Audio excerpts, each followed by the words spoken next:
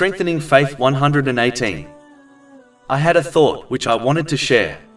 One of the main reasons people struggle to obtain peace of mind and body in this world is due to incorrectly evaluating the value of worldly things, as their definition of good and bad, success and failure is incorrect.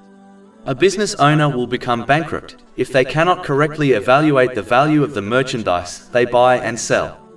Similarly, the person who incorrectly evaluates the value of worldly things will misplace their efforts and prioritize things incorrectly, thereby causing themselves stress and anxiety in both worlds.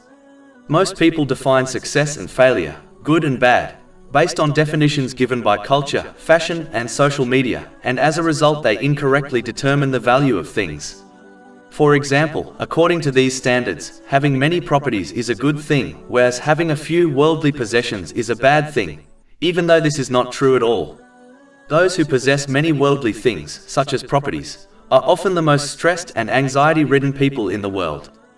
A classic example of this is Pharaoh, one of the richest and most influential men to ever exist, as opposed to the one who did not possess many worldly things, the Holy Prophet Musa, peace be upon him. It does not take a genius to figure out who was granted peace of mind and body in both worlds. Incorrectly evaluating things causes one to allow culture, fashion, and social media to drive their life. If one allows the wrong person in the driver's seat of their car, they will not take them to the correct destination, peace of mind and body in both worlds. As a result, a Muslim places their faith in the backseat or even in the boot of the car, and only turns to it during their few acts of worship and rituals. But if one desires peace of mind and body in both worlds, they must choose the correct driver so that they reach the correct destination, peace of mind and body in both worlds. The correct driver is Islam.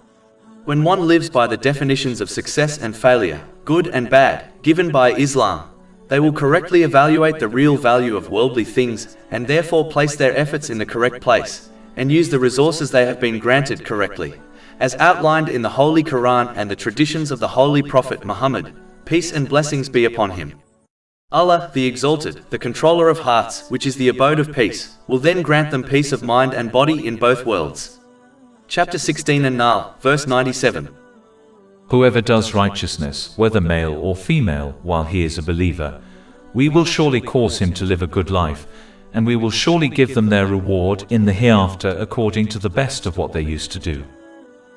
Over 400 free ebooks, audiobooks, infographics, podcasts and blogs available on our website, www.shakepod.com.